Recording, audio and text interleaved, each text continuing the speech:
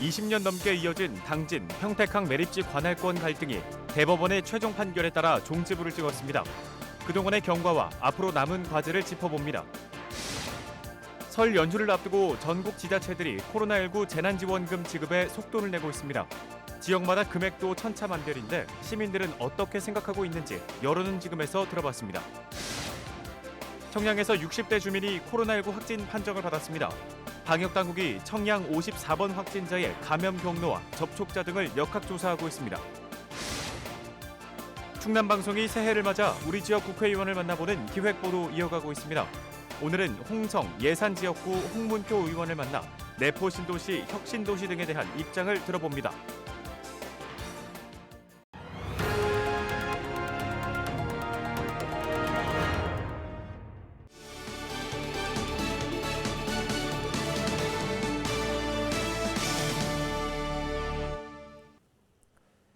시청자 여러분 안녕하십니까? 헬로티비 뉴스입니다. 오늘의 첫 소식입니다.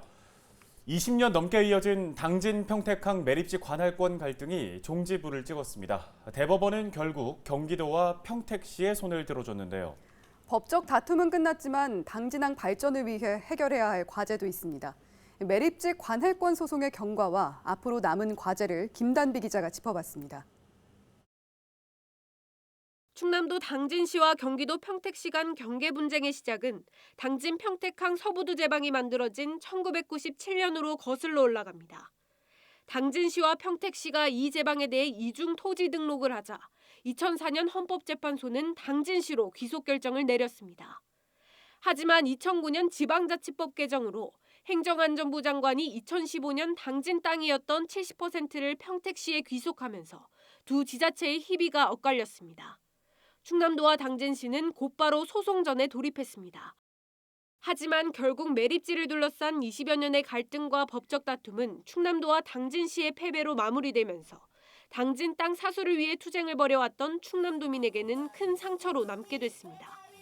도민들은 그동안 잘못된 결정을 바로잡기 위해 2000여일간의 촛불 집회와 1400일간 헌법재판소 1인 시위를 이어왔습니다. 충남도는 강한 유감을 표하면서도 사법부의 최종 확정 판결을 받아들였습니다. 이어 여기서 머무르지 않고 당진 평택항의 새로운 도약을 위한 출발점이 되도록 노력하겠다고 밝혔습니다. 당진 평택항의 황해권 거점함을 도약하기 위해서는 우리 충청남도와 당진시, 아산시 역할과 중요성은 변함이 없다고 생각합니다. 경기도와 평택시가 보다 대승적인 자세로 우리 충청남도와 상생 협력할 수 있도록 노력해 줄 것을 기대하며 반면 범도민 대책위는 당진항 서부두에 평택이 반대하는 조력발전소 건설을 추진하는 등 불복종 운동을 예고했고 김홍장 당진시장은 예정된 일정을 돌연 취소한 채 말을 아끼고 있습니다. 법적 분쟁은 마무리됐지만 지역 주민 간 갈등은 당분간 계속될 것으로 전망되면서 이를 어떻게 풀어갈지가 과제로 남았습니다. 헬로티비 뉴스 김담희입니다.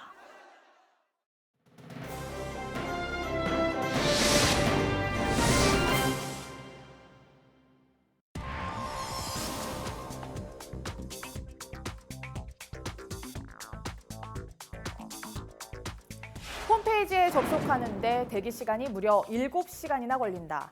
왠지 아이돌 콘서트 티켓 예매 경쟁 아닐까 싶으실 텐데요. 다름 아닌 경기도청 홈페이지입니다. 이 경기도가 2차 재난기본소득을 온라인으로 접수받자 첫날에 너무 많은 접속자가 몰리다 보니 이런 현상이 일어난 겁니다.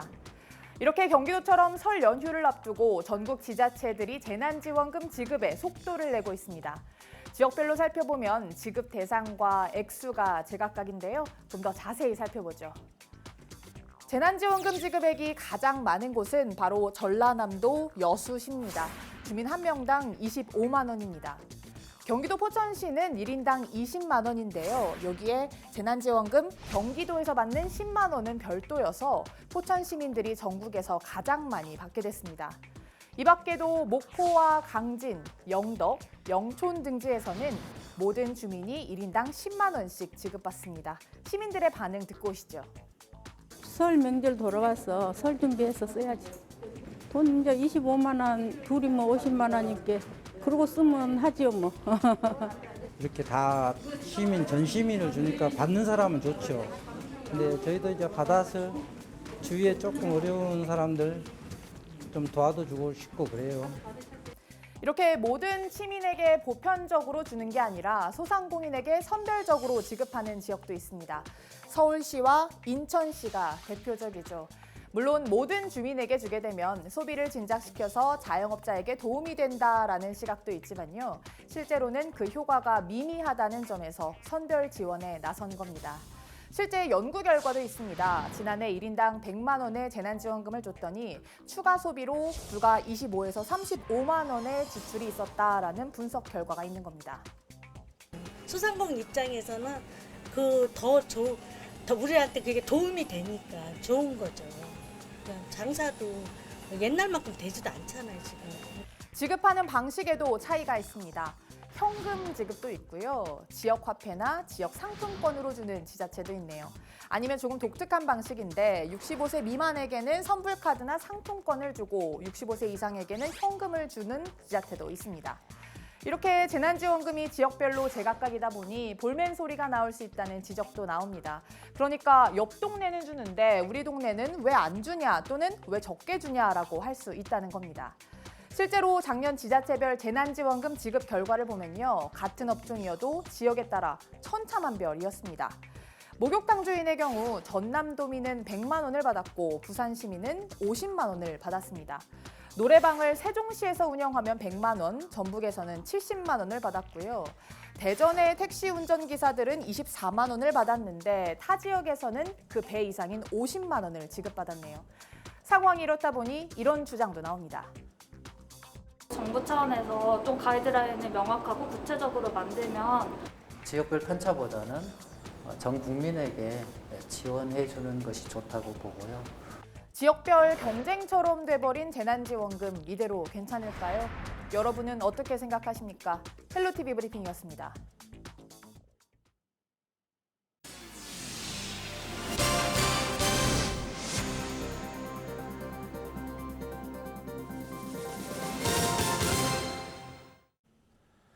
다음 소식입니다. 5일 오전 청양과 아산에서 코로나19 확진자가 잇따라 발생했습니다. 청양에서 코로나19 확진자 1명이 추가로 발생했는데요. 청양 54번 확진자로 50대입니다. 지난 4일 청양군 보건의료원 검사 결과 양성 판정을 받았습니다. 방역당국은 확진자의 감염 경로를 파악하는 등 역학조사를 진행하고 있습니다. 아산에서도 확진자 2명이 발생했습니다. 이 두 확진자는 순천 확진자의 접촉자로 확인됐습니다. 이에 따라 5일 오전 11시 30분 기준 충남도 내 코로나19 누적 확진자는 모두 2,090명으로 늘었습니다. 영업구역을 둘러싼 서산 오토밸리 폐기물 처리 업체와 환경당국 간 행정소송 결과가 2심에서 업체의 승리로 뒤집혔습니다.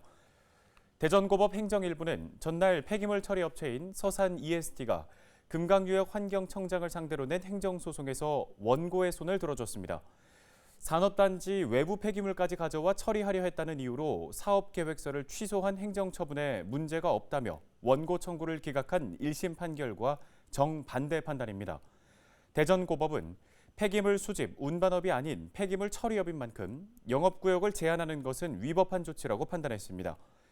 폐기물 처리업체는 산업단지 내 발생 폐기물을 처리하는 것을 조건으로 충남도 실시계획 변경 승인까지 받았지만 사업계획서를 금강유역 환경청이 적정 통보했다. 영업구역이 조건에 맞지 않는다며 취소하자 소송을 제기했습니다. 저희 LG 헬로비전 충남방송이 새해를 맞아 우리 지역 국회의원에게 지역 현안을 들어보는 기획보도 이어가고 있습니다.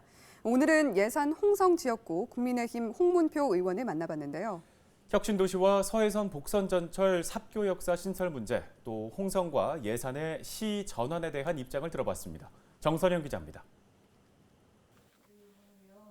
충남 혁신도시 특별법을 발의했던 국민의힘 홍문표 국회의원이 이번엔 공공기관 유치를 위한 후속 조치에 나섰습니다. 홍 의원은 공공기관 이전 시 충남과 대전을 우선하도록 하는 국가균형발전특별법 개정안을 대표 발의했습니다. 기존 10개 혁신도시는 공공기관 150여 개가 이전해 경제적 성과를 거뒀지만 지난해 뒤늦게 혁신도시로 지정된 충남과 대전은 혜택을 받지 못했다는 지적입니다. 이에 따라 수도권에서 충남으로 오면 상생 발전할 수 있는 공공기관으로 20여 곳을 검토하고 있다고 덧붙였습니다. 이미 15년 전에 우리나라의 모든 시도는 혁신도시법이 자리를 잡아서 좋은 성과를 내고 있는데 우리는 이제 작년 10월 달에 통과됐고 그래서 저는 여기서 머무를 게 아니라 혁신도시법 딴 곳에 다 있는데 우리가 늦었으니 2차는 우리를 우선권을 줘야 된다.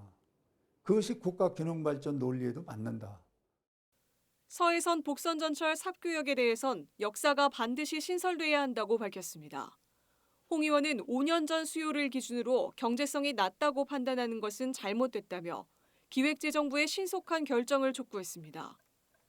내포 신도시가 혁신도시로 지정된 만큼 충남도청에서 가장 가까운 삽교역이 필요하다는 입장입니다. 차라리 시간을 끌 것이 아니라 진정한 현장을 보려고 현장한 상황을 보고 결정하면 금방 빠릅니다. BC는 지금 1.5 이상 나옵니다. 그런데 5년 전에는 0.6이나 이걸 나왔거든요. 지금 그런 논리로 잣대로 이걸 보고 있는 것은 지금 관계기관이 아주 잘못하고 있다. 홍 의원은 홍성군과 예산군의 시 전환 가능성도 긍정적으로 평가했습니다. 도청과 도의회 소재지의 군은 시로 될 수 있다는 내용의 지방자치법 개정안이 통과되면 법적으로 시승격이 가능하다는 설명입니다.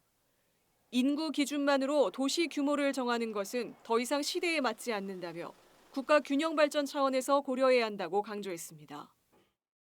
도청 소재지는 시로 한다. 이렇게 하면은 우리 예산 홍성 예산이 시로 승격하는데 법적으로 아무 하자가 없습니다. 또 무안도 마찬가지고 그래서 거기에 정부가 동의를 했고 이제 국회에서 그 절차만 밟아주면은 이제 다행스럽게 시로 성격을 넣는 그런 과정이 쉽게 온다 이렇게 보고 있습니다. 홍 의원은 또 앞으로 정당 지도부로서 충청의 정신을 발휘하고 싶다고 밝혔습니다. 오는 5월 국민의힘 전당대회에서 당 대표로 출마하겠다는 계획입니다. 헬로티비 뉴스 정선영입니다.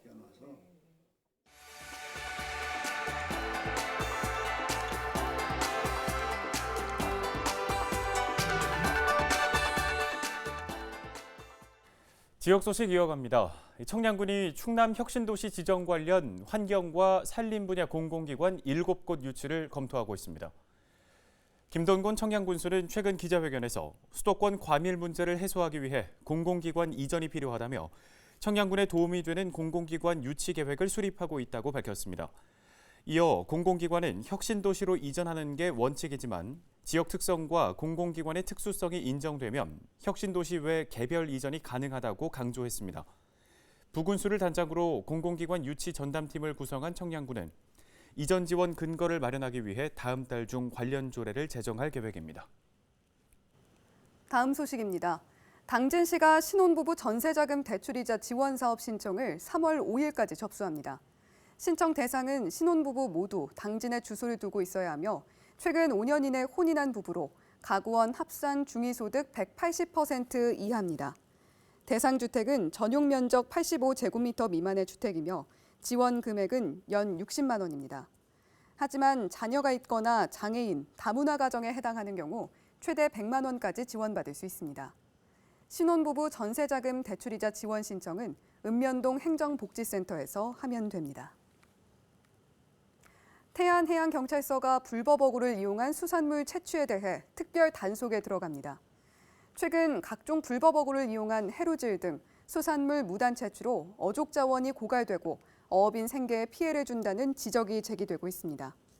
투망이나 쪽대, 외통발 등은 어업인이 아닌 일반인이 사용할 수 없으며 적발 시 수산자원관리법에 따라 1,000만 원 이하의 벌금에 처해집니다.